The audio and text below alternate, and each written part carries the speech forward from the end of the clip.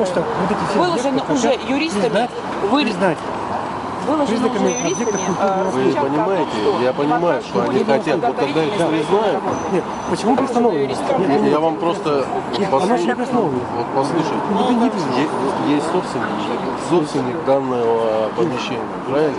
Он вправе с ним делать, что он хочет. На данный момент здание не сносится, понимаете, Вы видите, демонтаж работает там. Демонтаж. внутри. Вы дома делаете ремонт, ломаете перегородки. Нельзя ломать, потому что вдруг признают его наследием, оно уже сломано. Понимаете, что? Я, понимаете, я как бы... Нет, я вам объясняю, почему. Есть Это документы у собственника, это все решается через суд. Я здесь ничем вам не могу помочь.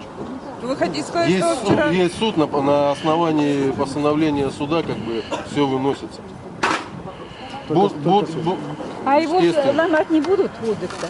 Я вам ничего не могу знаете? сказать. Я откуда? Я простой, Спасибо за содействие. такой же человек, как и вы, только в погонах и все. Не так привыкли к Сегодня, этому. сегодня я на работе, сейчас отработаю, переоденусь, буду такой же гражданин, как и Мы вы. так привыкли, годами Я ходили. понимаю, я сам здесь вырос и сам в Вырос, этот клуб ходил. и И выпускной вечер у меня здесь был. Сердце крови сейчас у всех обливает. Ну,